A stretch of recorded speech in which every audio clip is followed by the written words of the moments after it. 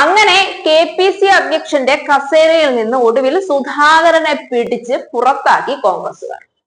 ഇന്നലെ സുധാകരനെ ഡൽഹിയിലേക്ക് വിളിച്ച് രാഹുൽ ഗാന്ധിയും ഖർഗയും നല്ല രീതിയിൽ ഉപദേശിച്ചിരുന്നു.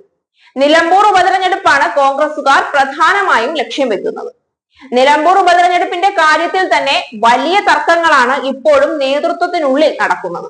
സ്ഥാനാർത്ഥി ആരാകണമെന്ന കാര്യത്തിലുള്ള തർക്കം തന്നെ ഇപ്പോഴും അവസാനിച്ചിട്ടില്ല. PV അൻവറിന്റെ കോൺഗ്രസിലേക്കുള്ള പ്രവേശനവും അനിശ്ചിതത്വത്തിലാണ്.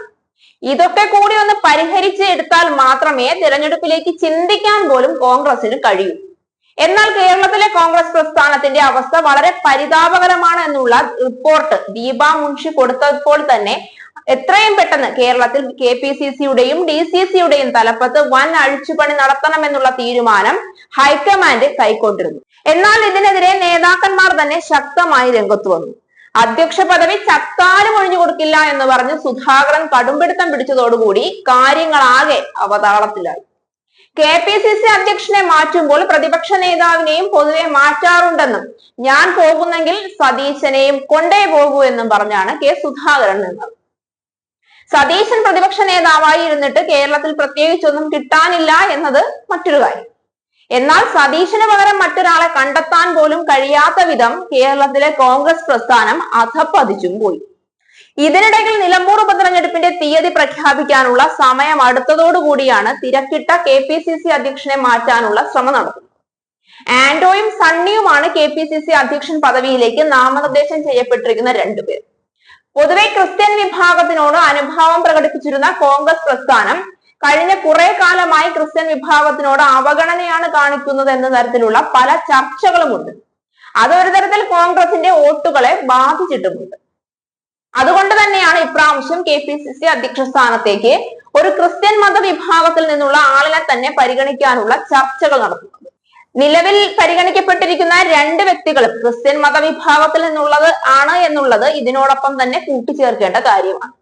സുധാകരനെ തടയുന്നത് BJPക്കാർക്ക് നല്ല ആയുധമാക്കാനുള്ള സാധ്യതയും ഇതിലുണ്ട്.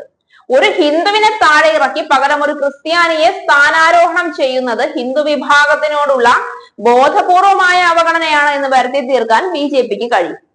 ഇത് കോൺഗ്രസിന് തിരിച്ചടിയാകുമെങ്കിലും എത്രയും പെട്ടെന്ന് തിരഞ്ഞെടുപ്പ് അടുക്കുന്നതിന് മുൻപ് KPCCയിലെയും DCCയുടെയും അഴിച്ചുപണി നടത്തേണ്ടതുണ്ട്. നിലവിൽ സുധാകരനേക്കാൾ മികച്ച ഒരാൾ KPCC അധ്യക്ഷനായിരിക്കാൻ ഇല്ല എന്നും സണ്ണി ജോസഫിനെയും ആന്റോ ആന്റണിയെയും സുധാകരന് പകരക്കാരനാക്കാനാകില്ല എന്നും കോൺഗ്രസിന്റെ ഒരു വിഭാഗം തന്നെ ശക്തമായി വാദിക്കുന്നുണ്ട്.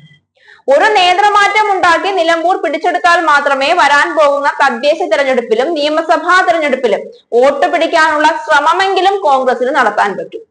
പഹൽഗാം ഭീകരാക്രമണം വന്നതുകൊണ്ടാണ് നിലമ്പൂർ ഉപതെരഞ്ഞെടുപ്പ് പിന്നെയും വൈകാൻ കാരണം.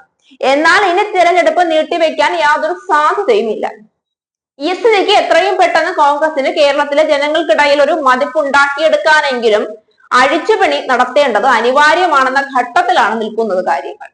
എന്നാൽ PV അൻവറിന്റെ പിടിവാശി പോലെ സുധാകരനും തനിക്ക് പ്രിയപ്പെട്ട സണ്ണി ജോസഫിനെ തന്നെ താൻ മാറുകയാണെങ്കിൽ പകരക്കാരനായി കൊണ്ടുവരണമെന്നൊരു നിബന്ധന ഹൈക്കമാൻഡിന് മുന്നിൽ വെച്ചിട്ടുണ്ടെന്നാണ് അറിയാൻ കഴിയുന്നത്. അങ്ങനെയാണെങ്കിൽ സുധാകരൻ സ്ഥാനമൊഴിഞ്ഞാലും അടുത്ത KPCC അധ്യക്ഷൻ രണ്ടു പേരുകളിൽ ആരാകണമെന്ന ചർച്ചകളിൽ സുധാകരൻ ഒരു പക്ഷം പിടിച്ച് ശക്തമായി വാദിക്കാനുള്ള സാധ്യതകളുണ്ട്. അതും കോൺഗ്രസ് നേതൃത്വത്തിനെ ഭയപ്പെടുത്തുന്നുണ്ട്. എന്തായാലും അഴിച്ചുപണി കൊണ്ടെങ്കിലും കേരളത്തിലെ കോൺഗ്രസുകാർ നന്നാവുമോ ഇല്ലയോ എന്ന കാര്യം കാത്തിരുന്ന് കാണാം.